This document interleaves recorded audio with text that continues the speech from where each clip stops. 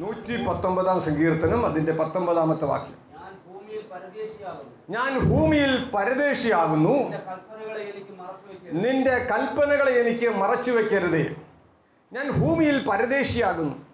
119 സങ്കീർത്തനം ബൈബിളിലെ ഏറ്റവും വലിയ അധ്യായമാണ്. നമുക്കറിയാം, ദാവീദിൻ്റെ ഒരു സങ്കീർത്തനമാണ്. സങ്കീർത്തനത്തിൽ നിരവധി പ്രാർത്ഥനകൾ നമുക്ക് കാണാൻ സാധിക്കും. ദാവീദ് ഒരു പ്രാർത്ഥനാ മനുഷ്യനാണ്. ദാവീദ് പറഞ്ഞിരിക്കുന്ന, ഞാൻ കാലത്തും ഉച്ചയ്ക്കും വൈകിട്ടും എൻ്റെ സങ്കടം ബോധിപ്പിച്ച് കരയും. അപ്പോൾ പ്രാർത്ഥനയിൽ ദൈവവുമായിട്ടൊരു വലിയ ബന്ധമുള്ള ആളായിരുന്നു ദാവീദ്. ദൈവവുമായിട്ടുള്ള നമ്മുടെ ബന്ധം വർദ്ധിക്കുന്നതും അത് ആഴമായി തീരുന്നതും എല്ലാം പ്രാർത്ഥനയിലൂടെയാണ്. ദാവീദിൻ്റെ പ്രാർത്ഥന, ഞാൻ പരദേശിയാകുന്നു, നിന്റെ കൽപ്പനകളെ എനിക്ക് മറച്ചു വയ്ക്കരുത്. 119:18 ദാവീദ് പ്രാർത്ഥിക്കുന്നു, നിന്റെ ന്യായപ്രമാണത്തിലെ അത്ഭുതങ്ങളെ കാണേണ്ടതിന് എൻ്റെ കണ്ണുകളെ തുറക്കണമേ. അപ്പോൾ തിരുവചനത്തിൻ്റെ പൊരുൾ തിരിച്ചറിയാനായിട്ട് കണ്ണ് തുറക്കണമെന്ന് പ്രാർത്ഥിക്കുകയാണ്. എൻ്റെ സിംഹാസനം സ്ഥിരമാക്കണമെന്നോ അല്ലെങ്കിൽ നല്ല ഭക്ഷണം തരണമെന്നോ ഭൗതികമായ എന്തെങ്കിലും കാര്യങ്ങൾ ചെയ്തു തരണമെന്നാണല്ല ദാവീദ് പ്രാർത്ഥിക്കുന്നത്. കർത്താവേ, നിൻ്റെ വചനത്തിലെ അത്ഭുതങ്ങളെ കാണാൻ എൻ്റെ കണ്ണുകളൊന്ന് തുറക്കണം. അപ്പോൾ ദാവീദിൻ്റെ പ്രാർത്ഥന തികച്ചും ആത്മീയമാണ്. ഒരു ആത്മീയൻ്റെ പ്രാർത്ഥന കൂടുതലും ആത്മീയമായിരിക്കും. ഒരു ആത്മീയന് 10 പ്രാർത്ഥന വിഷയം ഉണ്ടെങ്കിൽ അതിൽ 8 ആത്മീയമായിരിക്കും. ദാവീദ് പ്രാർത്ഥിക്കുമ്പോൾ തൻ്റെ ഓരോ പ്രാർത്ഥനയിലും ആത്മീയത്തിന് വലിയ പ്രാധാന്യം കൊടുക്കുന്നത് നമുക്ക് കാണാൻ സാധിക്കും. എൻ്റെ ദൈവമായ കർത്താവേ, ഈ ഭൂമിയിൽ നിന്നെ അല്ലാതെ മറ്റൊന്നും ഞാൻ ആഗ്രഹിക്കുന്നില്ല. സങ്കീർത്തനങ്ങൾ ധാരാളം പ്രാർത്ഥനകൾ നമുക്ക് കാണാൻ സാധിക്കും. സങ്കീർത്തനം 39:12 ഞാൻ എൻ്റെ സകല പിതാക്കന്മാരെയും പോലെ നിന്റെ സന്നിധിയിൽ അന്യനും പരദേശിയുമാകുന്നുവല്ലോ. ഇവിടെ എല്ലാം നമുക്ക് കാണാൻ സാധിക്കുന്നത് അന്യനും പരദേശിയുമാണ്. ഞാൻ ഭൂമിയിൽ പരദേശിയാകുന്നു. അപ്പോൾ ഒരു ദൈവബോധനെ സംബന്ധിച്ചിടത്തോളം അവൻ്റെ പ്രയോറിറ്റി, മുൻഗണന ഭൗതികത്തിനല്ല, ആത്മീയത്തിനാണ്. ഈ ഭൂമിയിൽ ജീവിതം അധിക നാളില്ല, നമുക്കറിയാം. എല്ലാത്തിനും ഗ്യാരണ്ടി ഉണ്ട്. ഈ ഭൂമിയിൽ മനുഷ്യന് ഒരു ഗ്യാരണ്ടി ഇല്ല. എത്ര നാൾ ജീവിച്ചിരിക്കുമെന്ന് ചോദിച്ചാൽ അറിയില്ല. ഈ കഴിഞ്ഞ ദിവസം ഒരാളുടെ മരണത്തെക്കുറിച്ച് പറഞ്ഞു. ഞാൻ ചോദിച്ചു, എങ്ങനെ സുഖമില്ലാതെ കിടക്കായിരുന്നു? പറഞ്ഞില്ല, ഒരു കുഴപ്പമില്ലായിരുന്നു, ജോലിക്ക് പോയി വന്നു, കപ്പ വാങ്ങിച്ചുകൊണ്ട് വന്നു, കപ്പ കഴിക്കാൻ പറഞ്ഞു, കപ്പ കഴിച്ചു, ഒരുപാട് നേരം ഇരുന്ന് സംസാരിച്ചു, ചിരിച്ചു, കുറേ നേരം TV കണ്ടുകൊണ്ടിരുന്നു. എന്നിട്ട് TV കണ്ടുകൊണ്ടിരുന്ന പറഞ്ഞ് ഉറക്കം വരുന്നു എന്ന് പറഞ്ഞ് പെട്ടെന്ന് പായൊക്കെ എടുത്തിട്ട് പ്രാർത്ഥിച്ചിട്ട് കയറി കിടന്നു. നേരം വെളുത്തപ്പോൾ ആൾ മരിച്ചു കിടക്കാം. ഹലോ, അപ്പോൾ എത്ര നാൾ ജീവിച്ചിരിക്കുമെന്ന് ചോദിച്ചാൽ അറിയില്ല. പക്ഷെ ഒരിക്കൽ മരണവും പിന്നെ ന്യായവിധിയും സകല മനുഷ്യർക്ക് നിയമിച്ചിരിക്കുകയാണ്. മരണമുണ്ട്, സമയമൊന്നും ഉറപ്പില്ല. പക്ഷെ മനുഷ്യൻ്റെ ജീവിതത്തിൽ അവൻ എപ്പോഴും മുൻഗണന കൊടുക്കുന്നത് ഭൗതികത്തിനായിരിക്കരുത്. ഈ ജീവിതം താൽക്കാലികമാണ്. ഇത് ഒരു ഉറപ്പുമില്ല എത്ര നാളുണ്ടെന്ന്. അടുത്ത വർഷം ഇവിടെ ഇരിക്കുന്ന എത്ര പേര് കാണും എന്ന് ചോദിച്ചാൽ നമുക്കറിയില്ല. പിതാക്കന്മാരെ കുറിച്ച് പറഞ്ഞു, ഞാൻ എൻ്റെ സകല പിതാക്കന്മാരെയും പോലെ നിന്റെ സന്നിധിയിൽ അന്യനും പരദേശിയുമാകുന്നു. ഞാൻ എൻ്റെ പിതാക്കന്മാരെ പോലെ. അപ്പോൾ പിതാക്കന്മാരെല്ലാം അവരും പറഞ്ഞിരുന്നു അന്യരാണ്. അവരെങ്ങനെ പറഞ്ഞു? എബ്രായ ലേഖനം 11-ാം അധ്യായം അതിൻ്റെ 13-ാം വാക്യം. എബ്രായർ 11:13 വിശ്വാസവീരന്മാരെല്ലാവരും പറഞ്ഞു, ഞങ്ങൾ ഭൂമിയിൽ അന്യരും പരദേശികളുമാകുന്നു എന്ന് അവർ ഏറ്റു പറഞ്ഞിട്ടാണ് മരിച്ചത്. വായിച്ചാട്ടെ, എബ്രായർ 11:13. ഇവർ എല്ലാവരും വാഗ്ദത്തം നിവൃത്തി പ്രാപിക്കാതെ ദൂരത്തുനിന്ന് അത് കണ്ട് അഭിവന്ദിച്ചു ഭൂമിയിൽ തങ്ങൾ അന്യരും പരദേശികളും എന്ന് ഏറ്റു പറഞ്ഞുകൊണ്ട് വിശ്വാസത്തിൽ മരിച്ചു. നമുക്കറിയാം, എബ്രായ ലേഖനം ഈ 11-ാം അധ്യായം മുഴുവൻ വിശ്വാസ വീരന്മാരുടെ ഒരു പട്ടികയാണ് പറയുന്നത്. ആ വിശ്വാസ വീരന്മാരെല്ലാം അന്യരും പരദേശികളുമാണെന്ന് ഏറ്റു പറഞ്ഞിട്ടാണ് വിശ്വാസത്തിൽ മരിച്ചത്. അവരാരും ഞങ്ങൾ ഈ ഭൂമിയിലെ വലിയ ആൾക്കാരാണെന്നും ഈ ഭൂമി ഞങ്ങളുടെ സ്വന്തമാണെന്നും ഞങ്ങൾ ഇവിടുത്തെ ആൾക്കാരാണെന്നും ചിലർ ഞാൻ ഇവിടുത്തുകാരനാണ്, ഞാൻ ഇവിടെ ജനിച്ചു വളർന്ന ആളാണ്, ഇത് എൻ്റെ നാടാ. ഹലോ, ഒന്നുമല്ല, നീ ഇവിടുത്തെ ആളെ അല്ല. ഇവിടമായിട്ട് നിനക്ക് യാതൊരു ബന്ധവുമില്ല. 1 പത്രോസ് 2-ാം അധ്യായം അതിൻ്റെ 11-12 വാക്യങ്ങൾ. പ്രിയമുള്ളവരെ പ്രവാസികളും ആരാണ് പ്രിയമുള്ളവരെ? പ്രവാസികളും പരദേശികളുമായ നമ്മൾ ഈ വിദേശത്ത് നിന്ന് വരുന്നവരെയാണ് വിളിക്കുന്നത് പ്രവാസി, ഇല്ലയോ? വിദേശത്ത് വരുന്നവരൊക്കെ അവൻ പ്രവാസിയാണ്. പ്രിയമുള്ളവരെ പ്രവാസികളും പരദേശികളുമായ നിങ്ങളെ ആത്മാവിനോട് പോരാടുന്ന ജഡമോഹങ്ങളെ വിട്ടകന്ന് ജാതികൾ നിങ്ങളെ ദുഷ്പ്രവർത്തിക്കാരെന്ന് ദുഷിക്കും തോറും നല്ല പ്രവൃത്തികളെ കണ്ടറിഞ്ഞിട്ട് സന്ദർശന ദിവസത്തിൽ ദൈവത്തെ മഹത്വപ്പെടുത്തേണ്ടതിന് അവരുടെ ഇടയിൽ നിങ്ങളുടെ നടപ്പ് നന്നായിരിക്കണം എന്ന് പ്രബോധിപ്പിക്കുന്നു. അപ്പൊ അവിടെ പറഞ്ഞിരിക്കുക പ്രവാസികളും പരദേശികളുമായ നിങ്ങളെല്ലാവരും. ഹലോ, അപ്പൊ നിങ്ങളെല്ലാവരും ആരാ?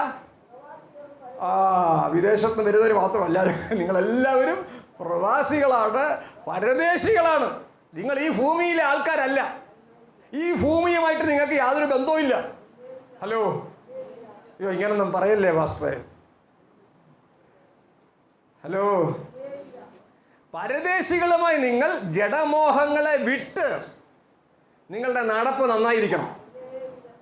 അപ്പൊ നിങ്ങൾ ഈ നാട്ടുകാരല്ല. ഞാനിവിടെ വരുമ്പോൾ ആൾക്കാരൊക്കെ പറഞ്ഞു വരുത്തനാണ്. ഞാൻ മാത്രമല്ല, നിങ്ങളെല്ലാവരും വരുത്തന്മാരാ. നിങ്ങളാരും ഈ നാട്ടിലെ ആൾക്കാരല്ല. ഹലോ, മനസ്സിലാവുന്നുണ്ടോ? അപ്പൊ ജഡമോഹങ്ങളെ വിട്ടകന്ന് നല്ല നടപ്പുണ്ടാകണം. ഈ ജഡമോഹം മാറണം. ജഡമോഹം എന്ന് പറയുമ്പോൾ തന്നെ ചിന്തകൾ, നമ്മുടെ ചിന്തയിൽ, വാക്കിൽ, നമ്മുടെ പ്രവൃത്തിയിൽ എല്ലാം മാറ്റം സംഭവിക്കണം. കൊലോസ്യ ലേഖനം 3-ാം അധ്യായം 2-ാം വാക്യത്തിൽ പറഞ്ഞിരിക്കുകയാണ്, ഭൂമിയിലുള്ളതല്ല ഉയരത്തിലുള്ളത് തന്നെ ചിന്തിപ്പീൻ. അപ്പോൾ ഭൂമിയിലുള്ളതാ ചിന്തിക്കുന്നത്, ഈ ലോകത്തിലെ ചിന്ത. ബൈബിൾ പറയാണ് നിങ്ങൾ പരദേശികളാണ്, നിങ്ങളുടെ ചിന്ത എവിടെ ഉള്ളതായിരിക്കണം? ഉയരത്തിലുള്ളതായിരിക്കണം. ഭൗതിക കാര്യങ്ങൾ ചിന്തിക്കണ്ട എന്നല്ല അതിൻ്റെ അർത്ഥം. ഭൗതിക കാര്യങ്ങൾ ചിന്തിക്കാതെ നമുക്ക് ജീവിക്കാൻ പറ്റില്ല. 1 കൊരിന്ത്യർ ലേഖനം 7-ാം അധ്യായം 32-ാം വാക്യം, ചിന്താകുലമില്ലാത്തവരായിരിക്കണം. നിങ്ങൾ ചിന്താകുലമില്ലാത്തവരായിരിക്കണം. എങ്ങനെ 1 കൊരിന്ത്യർ 7:32 പറഞ്ഞിരിക്കുന്നത്? ചിന്താകുലമില്ലാത്തവരായിരിക്കണം. അപ്പൊ ചിന്തിക്കേണ്ട എന്നല്ല, ചിന്തിച്ച് വിചാരപ്പെടരുത്. പത്രോസിന്റെ ലേഖനത്തിൽ പറയുന്നത്, അവൻ നിങ്ങൾക്കായി കരുതുന്നതാകയാൽ നിങ്ങളുടെ സകല ചിന്താകുലവും അവന്റെ മേലിട്ടുകൊള്ളണം. പറഞ്ഞാൽ ചിന്തിക്കേണ്ട എന്നല്ല, ചിന്തിക്കണം, പ്ലാൻ ചെയ്യണം, പദ്ധതികൾ ഉണ്ടാകണം, ഇതെല്ലാം ആവശ്യമാണ്. പക്ഷെ ചിന്തിച്ച് വിചാരപ്പെടരുത്. നിങ്ങൾക്ക് വേണ്ടി കരുതുന്ന ഒരു ദൈവമുണ്ട്. ഹല്ലേലൂയ. സന്തോഷത്തോടെ ദൈവത്തെ സ്തുതിച്ചാട്ടെ. ഹല്ലേലൂയ.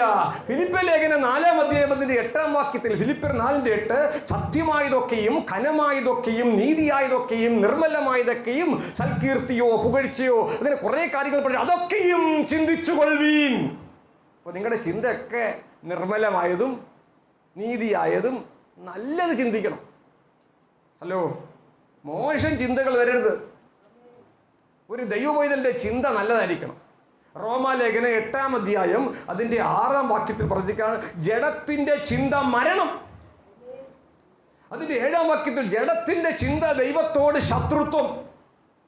ഹലോ, ദൈവം എന്ന് പറയും, ഈ ലോകത്തെ സ്നേഹിക്കരുത്. ലോകത്തിന്റെ സ്നേഹിതനൊക്കെ ദൈവത്തിന്റെ ശത്രുവാണ്. കാരണം നമ്മൾ ഈ ലോകത്തിന്റെ ആൾക്കാരല്ല. നമ്മൾ കുറച്ച് നാളത്തേക്ക് ഇങ്ങോട്ട് വന്നേ ഉള്ളൂ. ഹലോ, അടുത്തിരിക്കുന്ന ആൾക്കൊന്ന് കൈ കൊടുത്തു, എൻ്റെ വീട് ഇവിടെ അല്ല. നമ്മൾ ചില പ്രതിസന്ധിയൊക്കെ വരുമ്പോൾ നമ്മൾ പറയത്തില്ല, ഞാൻ ഈ നാട്ടുകാരനേ അല്ല. അത് പ്രതിസന്ധി അല്ല, എപ്പോഴും പറയേണ്ടതാ. അടുത്തിരിക്കുന്ന ആൾക്കൊന്ന് കൈ കൊടുത്തു, ഞാൻ ഈ നാട്ടുകാരനല്ല. പറ. അടുത്ത സഹോദരന്മാരും അനങ്ങുന്നില്ല. കൈ കൊടുക്ക. കൈ ഏതാന്ന് അറിയത്തില്ലയോ? കൊടു. അടുത്തിരിക്കുന്ന ആളെ അറിയത്തില്ലയോ? ഒന്ന് കൊടുത്തിട്ട് പറ, ഞാൻ ഈ നാട്ടുകാരനല്ല. ഹലോ, മനസ്സിലാകുന്നുണ്ടോ? നിങ്ങൾ ഈ നാട്ടുകാരല്ല. നിങ്ങൾക്ക് ഈ ലോകവുമായിട്ട് വലിയ ബന്ധമൊന്നുമില്ല. മർക്കോസിന്റെ സുവിശേഷം 7-ാം അധ്യായത്തിന്റെ 20-21 വാക്യത്തിൽ പറഞ്ഞിരിക്കുന്നത്, ദുശ്ചിന്ത. ഏതൊന്ന് വായിച്ചത്? മർക്കോസ് 7:20-21. മനുഷ്യനിൽ നിന്ന് പുറപ്പെടുന്നത് മനുഷ്യനെ അശുദ്ധമാക്കുന്നത് മനുഷ്യരുടെ ഹൃദയത്തിൽ നിന്ന് തന്നെ ദുശ്ചിന്ത. മതി, അങ്ങനെ പോവാ. ഒത്തിരി പട്ടിക പറയുന്നുണ്ട്. ദുശ്ചിന്ത. അപ്പൊ സകല പാപത്തിന്റെ ആദി കാരണം എന്ന് പറയുന്നത് ചിന്തയാണ്, ദുഷിച്ച ചിന്ത. അപ്പം പ്രവാസികളും പരദേശികളുമായ നിങ്ങൾ ജഡമോഹങ്ങളെ വിട്ടകലണം. നിങ്ങളുടെ നടപ്പ് നന്നായിരിക്കണം. ദുർചിന്ത മാറ്റണം. നിങ്ങളുടെ ചിന്തകളിൽ ഒരു വിചാരം ഉണ്ടാകണം, ഒരു ചിന്തകളിൽ ഒരു മാറ്റം ഉണ്ടാകണം. ഞാൻ ഈ നാട്ടിലെ ആളല്ല. നിങ്ങളൊരു റെയിൽവേ സ്റ്റേഷനിൽ പോയി അടുത്ത ട്രെയിൻ വരാൻ വേണ്ടി അരമണിക്കൂർ ഇരിക്കുക. ഉടനെ നിങ്ങൾക്കൊരു ആഗ്രഹം, നല്ലൊരു കരിക്ക് കുടിക്കണം. നോക്കുമ്പോൾ അവിടെ ഞാൻ കരിക്കില്ല. ഉടനെ നിങ്ങൾ എന്തൊരു ലോകം, ഒരു കരിക്ക് കുടിക്കണം ആഗ്രഹിച്ചിട്ട് നടക്കുന്നില്ലല്ലോ, എനിക്ക് മരിച്ചാൽ മതി. നിങ്ങൾ പറയുമോ? ഇവിടുന്ന് 10 മിനിറ്റ് കഴിയുമ്പോൾ അടുത്ത ട്രെയിൻ വരും. ഞാനത് കയറി എൻ്റെ നാട്ടിൽ പോകും, എൻ്റെ വീട്ടിൽ പോകും, അല്ലേ? എൻ്റെ വീട്ടിൽ ഞാൻ ചെല്ലും കുറച്ച് കഴിയുമ്പോൾ. അവിടെ എനിക്ക് ആവശ്യമുള്ളതൊക്കെ കിട്ടും. മനസ്സിലാവുന്നുണ്ടോ? ഈ റെയിൽവേ സ്റ്റേഷനിൽ കുറച്ച് നേരത്തേക്കേ ഞാനുള്ളൂ. ഈ റെയിൽവേ സ്റ്റേഷൻ, ഈ പ്ലാറ്റ്ഫോം ഇതെൻ്റെ വീടല്ല. ഞാൻ തൽക്കാലത്തേക്ക് ഇവിടെ ഉള്ളൂ. അപ്പുറത്തും ഇപ്പുറത്തും മഴക്കാളികളും പ്രശ്നക്കാരും മദ്യപാനികളും ഒക്കെ കാണും. ഞാനതൊക്കെ അഡ്ജസ്റ്റ് ചെയ്ത് അങ്ങോട്ടും ഇങ്ങോട്ടൊക്കെ മാറിയിരിക്കും. ഞാൻ അവരുടെ അടുത്തൊന്നും കയറി തോണ്ടാൻ പോകത്തില്ല. കാരണം ഞാൻ ഇവിടത്തേക്ക് സ്ഥിരമുള്ള ആളല്ല. ഞാൻ കുറച്ചു നേരം ഇവിടെ ഉള്ളൂ. മനസ്സിലാകുന്നുണ്ടോ? ഇപ്പോൾ ഒരു ഫ്ലൈറ്റിൽ പോകുമ്പോൾ ചിലപ്പോൾ നമ്മൾ ട്രാൻസിറ്റ് പാസഞ്ചർ ആയിരിക്കും. അടുത്ത ഫ്ലൈറ്റ് വരുന്നവരെ തൽക്കാലത്തേക്ക് ഒരു എയർപോർട്ടിൽ ഇറങ്ങും. ഞാൻ കുവൈറ്റിൽ പോയ 2-3 പ്രാവശ്യം കുവൈറ്റിൽ പോയി. പല സ്ഥലങ്ങളിൽ ഞാൻ പോകുമ്പോൾ ഈ ടിക്കറ്റിൻ്റെ ചാർജ് കുറയ്ക്കാൻ വേണ്ടിയിട്ട് 2-3 ഫ്ലൈറ്റ് കയറുമ്പോൾ ടിക്കറ്റിൻ്റെ ചാർജ് കുറയും. ഒറ്റ ഫ്ലൈറ്റാണ് ചാർജ് കൂടില്ല. ഞാനിപ്പോൾ ദുബായിലോ മറ്റെവിടെയെങ്കിലും ചെന്ന് ഇറങ്ങിയിട്ട് ചിലപ്പോൾ 1 മണിക്കൂർ കഴിയുമ്പോഴായിരിക്കും അടുത്ത ഫ്ലൈറ്റ് വരുന്നു. ആ ഫ്ലൈറ്റ് വരാൻ വേണ്ടിയിട്ട് ഞാൻ 1 മണിക്കൂർ ഇവിടെ ഇരിക്കണം. അപ്പോൾ ഞാൻ ചിന്തിക്കുക, ഒരു കാര്യം ചെയ്യാം, ദുബായിലൊക്കെ ഇറങ്ങി ഒന്ന് കറങ്ങി അവിടുത്തെ ഫുഡൊക്കെ ഒന്ന് കഴിച്ചിട്ട് വരാം എന്ന് വിചാരിച്ച് ഇറങ്ങാൻ പോയാൽ അവർ പറയും, ഇറങ്ങിയാൽ നിങ്ങൾ എക്സിറ്റ് അടിച്ചു കഴിഞ്ഞാൽ പിന്നെ കയറണമെങ്കിൽ പണിയാം. മനസ്സിലാവുന്നുണ്ടോ?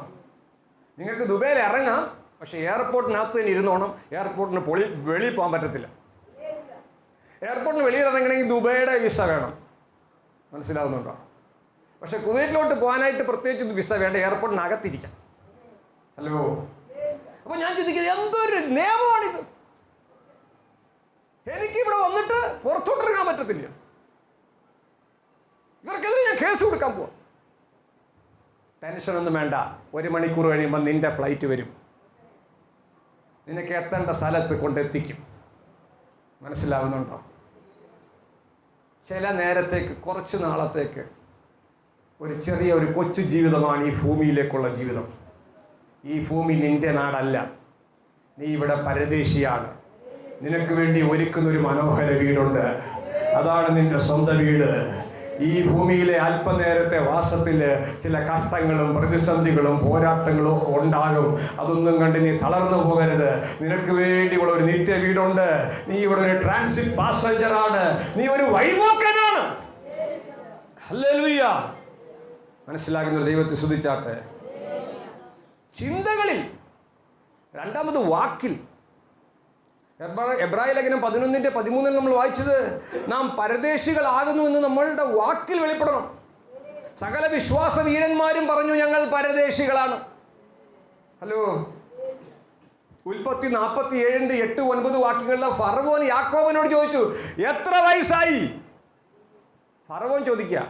ഉടനെ യാക്കോബ് പറഞ്ഞു, എൻ്റെ പരദേശ പ്രയാണത്തിൻ്റെ കാലം 130 സംവത്സരം. യാക്കോബിന് വേണമെങ്കിൽ പറയായിരുന്നു 130 വയസ്സായി എന്ന് പറയാം. യാക്കോബ് ആരോടാ പറയുന്നത്? ഫറവോനോടാ. ഫറവോനോട് പറയും, എൻ്റെ പരദേശ പ്രയാണത്തിൻ്റെ കാലം. അപ്പോൾ യാക്കോബിനറിയാം, ഞാനിവിടെ പരദേശിയാണ്. എൻ്റെ ഈ ഭൂമിയിലെ വാസം 130 അതിനപ്പുറത്ത് എനിക്കൊരു വാസമുണ്ട്. ഹല്ലേലൂയ. അബ്രഹാം പറയുന്നുണ്ട് ഉൽപ്പത്തി 23:4, ഞാൻ നിങ്ങളുടെ ഇടയിൽ പരദേശിയാകുന്നു. അപ്പോൾ പരദേശികൾക്ക് നിശ്ചയമായും ഒരു സ്വദേശമുണ്ട്. ഹല്ലേലൂയ. നിങ്ങളിവിടെ പരദേശികളാണെന്ന് പറയുമ്പോൾ നിങ്ങൾക്കൊരു സ്വദേശമുണ്ട്. എത്ര പേർക്ക് മനസ്സിലാകുന്നുണ്ട്? ഫിലിപ്പ് ലേഖനം 3-ാം അധ്യായം അതിൻ്റെ 20-ാം വാക്യത്തിൽ പറഞ്ഞിരിക്കുന്നു, നമ്മുടെ പൗരത്വമോ സ്വർഗത്തിലാകുന്നു. അപ്പം നമുക്കൊരു പൗരത്വമുണ്ട്. ഈ ഭൂമിയിൽ നമുക്ക് വോട്ടിടാനൊക്കെ പൗരത്വമുണ്ട്.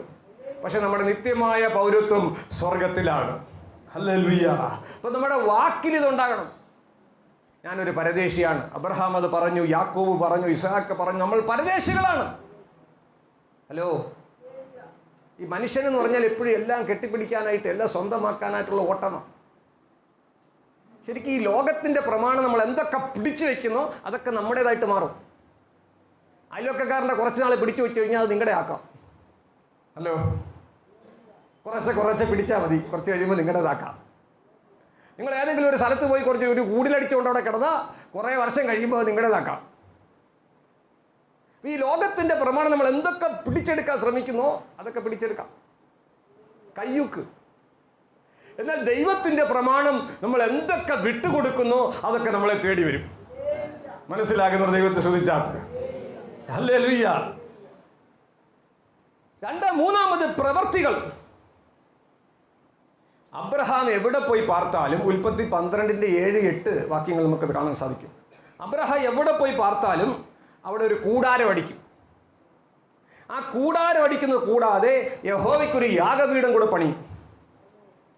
അപ്പൊ കൂടാരത്തെക്കാൾ ബലമായിട്ടാണ് യാഗപീഠം പണിയുന്നത്.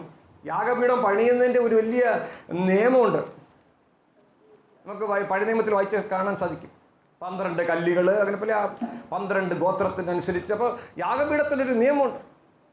അബ്രഹാം കൂടാരം അടിച്ചിട്ട് യഹോവയ്ക്ക് ഒരു നല്ല യാഗപീഠം പണിയും. എവിടെ പോയി കൂടാരം അടിച്ചാലും.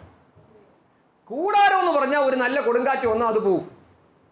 പക്ഷെ യാഗപീഠം തകരാത്ത സ്ട്രോങ് ആയിട്ടാണ് പണിയുന്നത്. മനസ്സിലാവുന്നുണ്ടോ?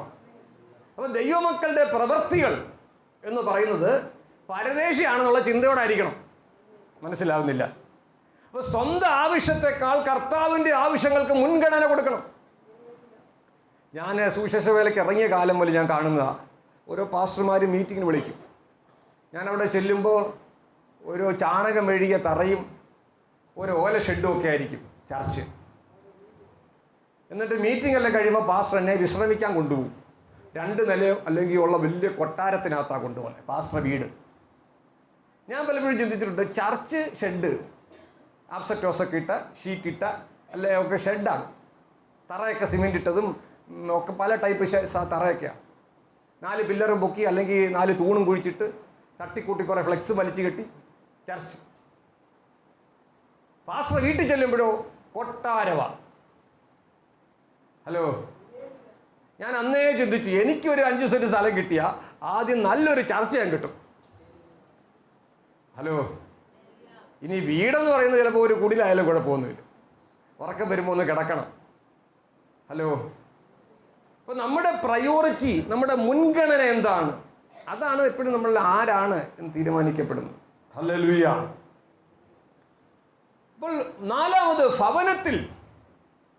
സങ്കീർത്തനം 119:54 വാക്യം, ഞാൻ പരദേശിയായി പാർക്കുന്ന വീട്ടിൽ നിന്റെ ചട്ടങ്ങൾ എൻ്റെ കീർത്തനങ്ങളാകുന്നു. ഞാൻ പരദേശിയായി പാർക്കുന്ന വീട്ടിൽ. അപ്പോൾ പാർക്കുന്ന വീട്ടിൽ ദൈവമക്കൾക്ക് പാർക്കുന്ന എല്ലാ വീടും എങ്ങനെയുള്ള വീടാ? പരദേശിയായി പാർക്കുന്ന വീടാ, നിങ്ങളുടെ സ്വന്തം വീടല്ല. ഈ ഭൂമിയിൽ നമ്മൾ എവിടെ സ്ഥലം വാങ്ങിച്ചാലും നമ്മൾ സർക്കാർ എന്തോ കൊടുക്കണം? കരം കൊടുക്കണം. വീടിനും കൊടുക്കണോ? വീടിനും കൊടുക്കണോ, സ്ഥലത്തിനും കൊടുക്കണം. അപ്പോൾ സത്യത്തിൽ ഈ സ്ഥലം മുഴുവൻ ആരുടെയാ? ഗവൺമെൻറ്റിൻ്റെ. നാളെ പറയാം ഇവിടെ വഴി വരാൻ പോവാം, മാറിക്കോന്ന് പറഞ്ഞാൽ മാറത്തില്ലെന്ന് പറഞ്ഞ് കുറേ കേസൊക്കെ കൊടുത്താലും കുറച്ച് കഴിയുമ്പോൾ എന്ത് ചെയ്യേണ്ടി വരും? ഹലോ, ഇതെല്ലാം സർക്കാരിൻ്റെ സ്വന്തമാണ്. അതുകൊണ്ട് നമ്മൾ കരമടയ്ക്കുന്നത് അല്ലേ? ശ്രദ്ധിച്ചേ. അപ്പം നമ്മുടെ മനസ്സിൽ എപ്പോഴും ഒരു ചിന്ത വേണം, ഞാൻ ഈ ഭൂമിയെ പാർക്കുന്നെങ്കിലും ഞാൻ ഈ ഭൂമിയിലുള്ള ആളല്ല, ഭൂമിക്ക് വേണ്ടിയുള്ളതല്ല, എൻ്റെ സ്വന്തം അല്ലിത്. ഞാൻ ഈ വീട്ടിൽ പാർക്കുന്നെങ്കിൽ ഇത് എൻ്റെ വീടല്ല, എനിക്ക് വേണ്ടി ഒരു വീട് ഒരാൾ ഉണ്ടാക്കിക്കൊണ്ടിരിക്കുകയാണ്. ഹല്ലേലൂയ. ഞാൻ നിങ്ങളോട് ചോദിക്കട്ടെ, ഈ വീട് നിങ്ങളുടെ സ്വന്തമാണോ?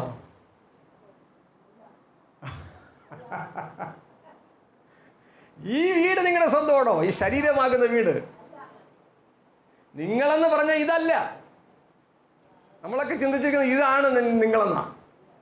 ഹലോ, നിങ്ങൾ മരിച്ചു കഴിയുമ്പോൾ ആൾക്കാർ വന്നിട്ട്, ഞാനിപ്പോൾ മരിച്ച ആൾക്കാർ വന്നിട്ട് ജോജി പാസ്റ്റർ ശവം കൊണ്ടുവന്നോ ചോദിക്കത്തില്ല, ശവം കൊണ്ടുവന്നേ ചോദിക്കുള്ളൂ.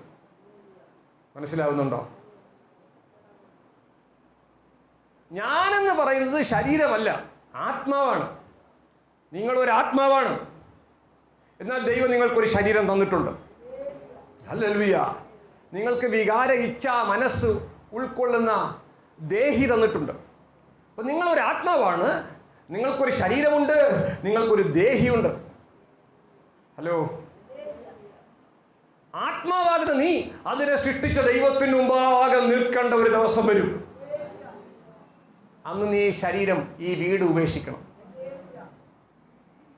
അപ്പോൾ നമ്മൾ ജനിക്കുമ്പോൾ ദൈവം ഒരു ആത്മാവിനെയാണ് സൃഷ്ടിക്കുന്നത്. എന്നിട്ട് ആത്മാവിനൊരു ശരീരം കൊടുക്കും. നമ്മുടെ ഈ ആ ചെറിയ ശരീരം വേറൊരു ശരീരത്തിനകത്തായിരുന്നു, അമ്മയുടെ ഗർഭപാത്രത്തിൽ. അപ്പോൾ നമുക്ക് കിട്ടുന്ന ഈ വീട് കൂടാതെ നമുക്ക് ആദ്യം കിട്ടിയ വീട് അമ്മയുടെ ഗർഭപാത്രമാണ്. ഹലോ. അത് കഴിഞ്ഞപ്പോൾ നമുക്ക് എന്ത് ചെയ്തു? നമുക്ക് വേറൊരു വീട് കിട്ടി, അവിടെ മാതാപിതാക്കളുടെ വീട്. കുറേ കഴിയുമ്പോൾ നമ്മൾ സ്വന്തമായിട്ട് കഷ്ടപ്പെട്ടൊരു വീട് വയ്ക്കും. അപ്പോൾ നമ്മുടെ ചിന്ത അതാണ് നമ്മുടെ വീട്. ഇത് കഴിയുമ്പോൾ തട്ടിപ്പോകുമ്പോൾ, ഹലോ, മരിച്ചു പോകുമ്പോൾ നാട്ടുകാരെല്ലാം കൂടെ എടുത്തുകൊണ്ട് വേറൊരു വീടുണ്ടാക്കി തരും, ശവക്കോട്ട. ഹലോ. ഇതൊന്നും നമ്മുടെ വീടല്ല. മനസ്സിലാവുന്നുണ്ടോ?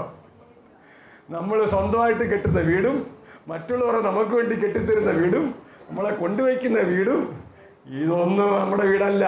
നമുക്ക് നിത്യമായൊരു വീട് യേശു കർത്താവ് നമുക്ക് വേണ്ടി ഒരുക്കുന്നുണ്ട്. ഹല്ലേലൂയ. സന്തോഷത്തോടെ ദൈവം സ്തുതിച്ചാട്ടെ. അതുകൊണ്ടാണ് ഞാൻ പറഞ്ഞിരിക്കുന്നത്, ഞാൻ പരദേശിയായി പാർക്കുന്ന വീട്ടിൽ നിന്റെ ചട്ടങ്ങൾ എൻ്റെ കീർത്തനങ്ങളാകുന്നു. അപ്പോൾ നിങ്ങൾ ഭൂമിയിൽ എവിടെ ഭവനം വെച്ചാലും അത് ശാശ്വത ഭവനമല്ല.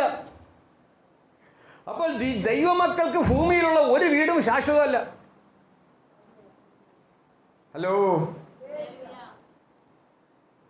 അബ്രഹാം കൂടാരങ്ങളിൽ പാർത്തുകൊണ്ട് ദൈവം ശില്പിയായി നിർമ്മിച്ചതും അടിസ്ഥാനങ്ങളുള്ളതുമായ നഗരത്തിന് വേണ്ടി കാത്തിരുന്നു. അപ്പം നമ്മൾ ഈ ഭൂമിയിലെ ഒരു കൂടാരം കെട്ടുമ്പം ഓർത്തോണം, നമുക്ക് ശാശ്വതമായൊരു ഭവനമുണ്ട്. ഇതൊന്നും നിത്യമല്ല. മനസ്സിലാകുന്ന ദൈവത്തെ സ്തുതിച്ചാട്ടെ. ഹല്ലേലൂയ. നമുക്കൊരു കാത്തിരിപ്പുണ്ട്, നിത്യമായ ഒരു ഭവനം നമുക്ക് വേണ്ടി ഒരുക്കുന്നുണ്ട്. ഹല്ലേലൂയ. ഇസ്ഹാക്കിനും യാക്കോബിനും ആ കാഴ്ചപ്പാടുണ്ടായിരുന്നു. എബ്രായ ലേഖനം 11-ാം അധ്യായം 8-9 വാക്യങ്ങളിൽ ഇസ്ഹാക്കിനോടും യാക്കോബിനും കൂടെ ആ ഭാഗം വായിച്ചേ. എബ്രായർ 11:8-9 വായിച്ചു. വിശ്വാസത്താൽ അബ്രഹാം തനിക്ക് അവകാശമായി കിട്ടുവാനിരുന്ന ദേശത്തേക്ക് യാത്രയാകുവാൻ വിളിക്കപ്പെട്ടാതെ അനുസരിച്ച് എവിടേക്ക് പോകുന്നു എന്നറിയാതെ പുറപ്പെട്ടു.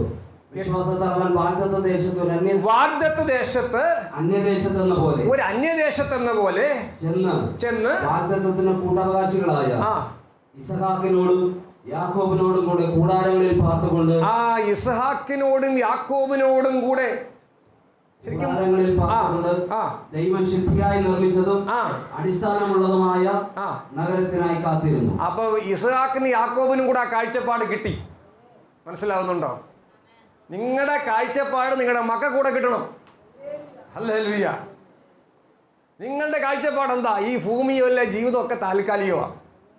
ഇവിടെ പണിയുന്നതും കെട്ടുന്നതും കഷ്ടപ്പെടുന്നതും അധ്വാനിക്കുന്നതും എല്ലാം ആവശ്യമാണ്. ഇതൊന്നും വേണ്ടെന്നല്ല, ഇതെല്ലാം വേണം. നല്ല വീട് വേണം, കയറി കിടക്കാൻ വീട് വേണം, യാത്ര ചെയ്യാൻ വാഹനം വേണം, ഇതൊന്നും വേണ്ടാന്നല്ല. പക്ഷെ ഇതിലൊന്നും നമ്മുടെ കണ്ണുറക്കരുത്. നമുക്ക് നിത്യമായൊരു വീട് ഒരുക്കപ്പെടുന്നുണ്ട്. നമ്മുടെ ദർശനം, നമ്മുടെ കാഴ്ചപ്പാട് വേറെയാണ്. ഇസ്ഹാക്കിനും യാക്കോബിനും ആ കാഴ്ചപ്പാടുണ്ടായി. യോഹന്നാന്റെ സുവിശേഷം 14-ാം അധ്യായം അതിൻ്റെ 1 മുതൽ 3 വരെയുള്ള വാക്യങ്ങൾ വായിക്കാം. യോഹന്നാൻ 14-ന്റെ 1 മുതൽ 3 വരെ. നിങ്ങളുടെ ഹൃദയം കലങ്ങിപ്പോകരുത്. നിങ്ങളുടെ ഹൃദയം കലങ്ങിപ്പോകരുത്. ദൈവത്തിൽ വിശ്വസിപ്പി. എന്നിലും വിശ്വസിപ്പി. എന്റെ പിതാവിന്റെ ഭവനത്തിൽ അനേക വാസസ്ഥലങ്ങളുണ്ട്. ഇല്ലെങ്കിൽ ഞാൻ നിങ്ങളോട് പറയുമായിരുന്നു. ഞാൻ നിങ്ങൾക്ക് സ്ഥലം ഒരുക്കാൻ പോകുന്നു. ഞാൻ പോയി നിങ്ങൾക്ക് സ്ഥലം ഒരുക്കിയ ഞാൻ ഇരിക്കുന്നിടത്ത് നിങ്ങളും ഇരിക്കേണ്ടതിന് പിന്നെയും വന്ന് നിങ്ങളെ എന്റെ അടുക്കൽ ചേർത്തുകൊള്ളും.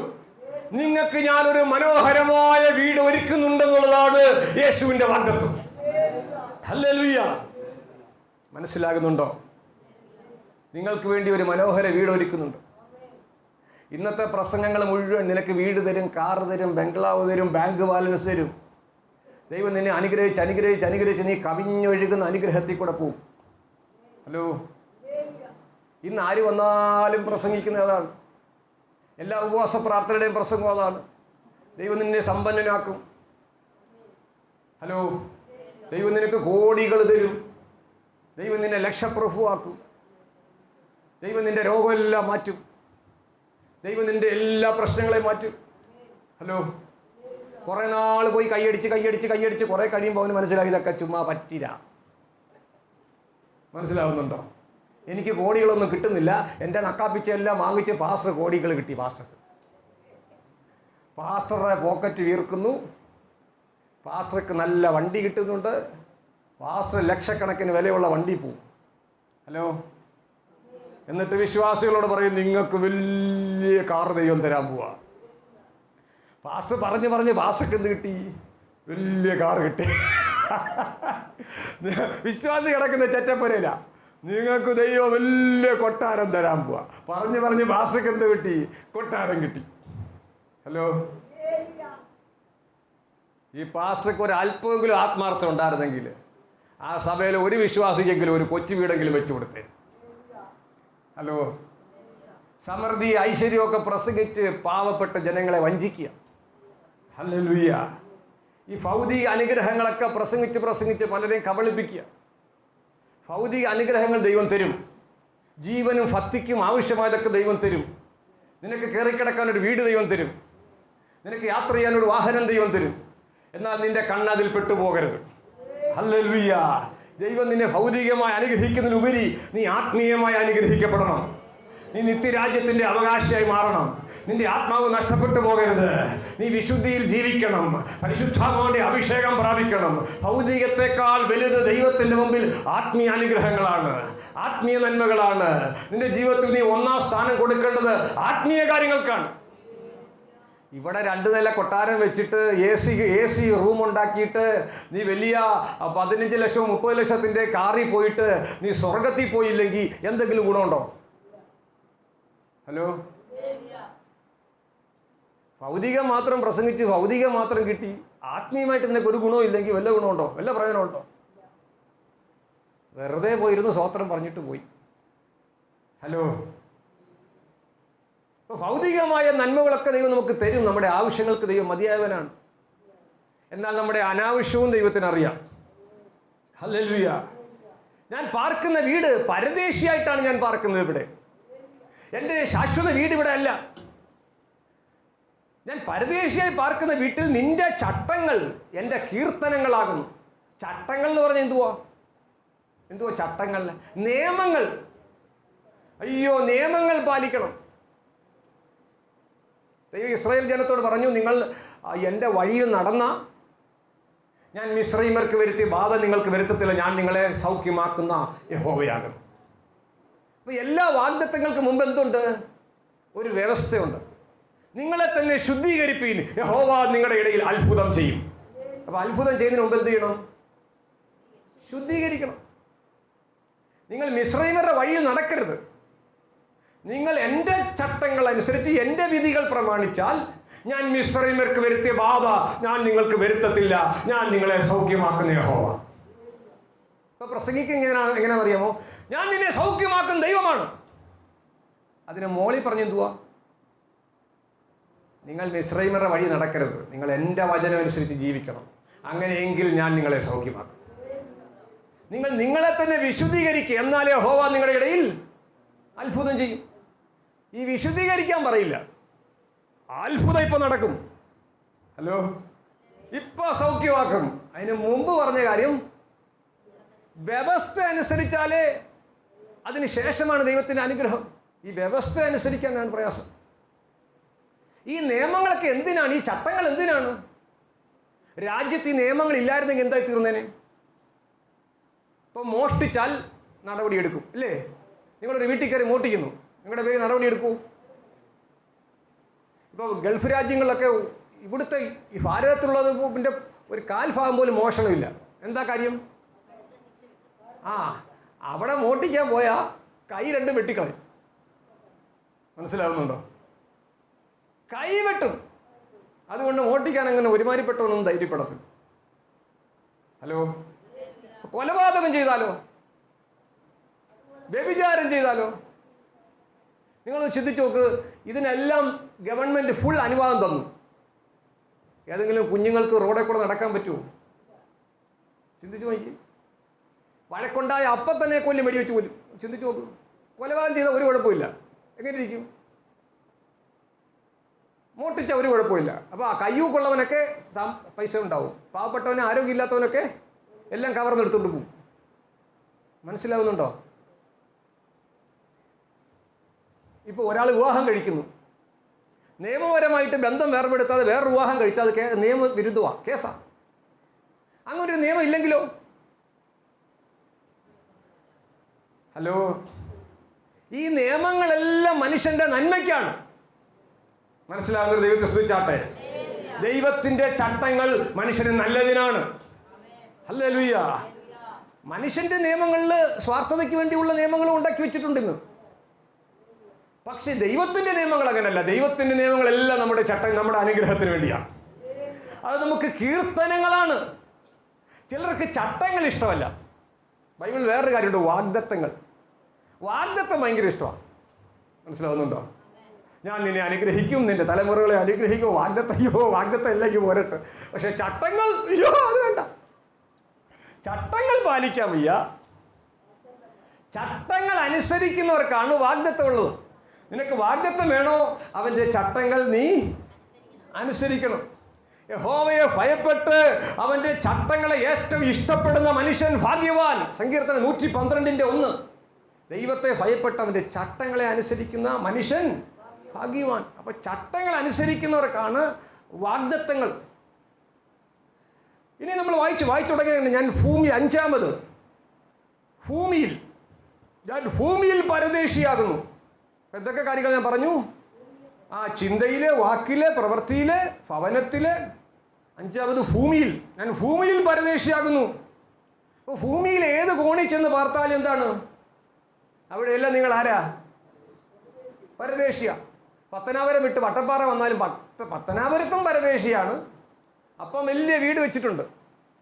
അപ്പം ഗൾഫിൽ പോയി കഷ്ടപ്പെട്ട് വീടുണ്ടാക്കി. അവിടെ ഞാൻ ആരാ? പരദേശി. വട്ടപ്പാറ വന്ന് ഒരു വീടൊക്കെ തട്ടിക്കൂട്ടി. ഇവിടെ ആരാ? വീടെന്ന് പറയില്ല, ചർച്ച്. മുകളിലൊരു വീട്, 2 മുറി, ഒരു ഷീറ്റൊക്കെ ഇട്ട്. പക്ഷെ ഇവിടെ ആരാണ്? പരദേശി. ഇനി ഞാൻ വിദേശത്ത് പോയാലോ? അവിടെ ആരാ? ഇനിയും എവിടെ പോയെന്ന് പറഞ്ഞാലും, കൊട്ടാരത്തിൽ പോയി പാർത്താലും, കാട്ടിൽ പോയി പാർത്താലും, കുടിലിൽ പോയി പാർത്താലും, ഒരു ഗുഹയ്ക്കകത്ത് പോയി പാർത്താലും ഞാൻ ആരാണ്? നീ ആരാണ്? പരദേശിയാണ്. നോർത്ത് ഇന്ത്യയിൽ പോയാൽ, വടക്കിന്ത്യയിൽ പോയാൽ അവിടെ സ്വന്തമായിട്ട് സ്ഥലം വാങ്ങിക്കണേ ഒത്തിരി നിയമക്കുരുക്കുകളുണ്ട്. അതുകൊണ്ട് വടക്കിന്ത്യയിലൊക്കെ പോകുന്ന ആൾക്കാരൊക്കെ, ഈ സുവിശേഷ പ്രവർത്തനത്തിലൊക്കെ പോകുന്ന ആൾക്കാരൊക്കെ ചെയ്യുന്നു പറഞ്ഞാൽ, അവിടെ ഉള്ള ഒരു വിശ്വസ്തനായ ഒരാളിനെ എന്ത് ചെയ്യും? കണ്ടെത്തിയിട്ട് അയാളുടെ പേര് സ്ഥലം വാങ്ങിക്കും. കാരണം അല്ലാതെ ഒത്തിരി പ്രശ്നങ്ങളാണ്. ഇനി വിദേശത്തൊക്കെ പോയാലോ? വിദേശത്ത് പോയാൽ അവിടുത്തെ പൗരത്വം കിട്ടണം. ഒരു 10-15 വർഷം അവിടെ പാർക്കണം. പിന്നെ അവിടുത്തെ പൗരത്വത്തിന് വേണ്ടി അപേക്ഷിക്കണം. അവരെല്ലാം പരിശോധിച്ച് പൗരത്വമൊക്കെ കിട്ടിക്കഴിഞ്ഞിട്ടും അവിടെ സ്ഥലം വാങ്ങണേ പിന്നെയും ഒത്തിരി നിയമക്കുരുക്കളുണ്ട്. ഹല്ലേലൂയ. അപ്പോൾ ഈ ഭൂമിയിൽ നിങ്ങൾ എവിടെ പാർത്താലും നിങ്ങൾ ഇവിടെ സ്ഥിരം ആൾക്കാരല്ല. ഹലോ, നമ്മുടെ ജഡശരീരം വിട്ട് നാം കർത്താവിൻ്റെ അടുക്കൽ എത്തുന്നത് വരെ നമ്മൾ പരദേശികളാണ്. 2 കൊരിന്ത്യർ 5:1-6 വരെയുള്ള ഭാഗങ്ങൾ. കൂടാരമായ ഞങ്ങളുടെ ഭൗമ ഭവനം അഴിഞ്ഞു പോയാൽ, വായിച്ചു. ഭൗമ ഭവനം അഴിഞ്ഞു പോയാൽ കൈപ്പണിയില്ലാത്ത നിത്യഭവനമായി ദൈവത്തിന്റെ ദാനമായ ഒരു കെട്ടിടം ഞങ്ങൾക്ക് സ്വർഗത്തിലുണ്ടെന്ന് ഞങ്ങൾ അറിയുന്നു. ഈ കൂടാരത്തിൽ ഇറങ്ങിക്കൊണ്ട് ഞങ്ങൾ നഗ്നരായിട്ടല്ല ഉടുപ്പുള്ളവരായിരിക്കുന്നു എങ്കിൽ, അപ്പൊ നമ്മുടെ ഭൗമ ഭവനം അഴിഞ്ഞു പോവും. നിങ്ങൾ ആരും എന്നും ഇങ്ങനെ ഇരിക്കത്തില്ല. ഈ ഭൗമ ഭവനം എന്ത് ചെയ്യും? അഴിഞ്ഞു പോകും. നിങ്ങൾ മരിക്കും. ഞങ്ങൾ എല്ലായ്പ്പോഴും ധൈര്യപ്പെട്ടും ശരീരത്തിൽ വസിക്കുമ്പോഴും കർത്താവിനോട് അകന്ന് പരദേശികളായിരിക്കുന്നു എന്ന് ഞങ്ങൾ അറിയുന്നു. ഞങ്ങൾ ഈ ശരീരത്തിൽ ഇരിക്കുമ്പോൾ ഞങ്ങൾ പരദേശികളാണെന്ന് ഞങ്ങൾ അറിയുന്നു. ഹലോ, ഞങ്ങളുടെ ഈ ഭൗമഭവനം അഴിഞ്ഞു പോകും.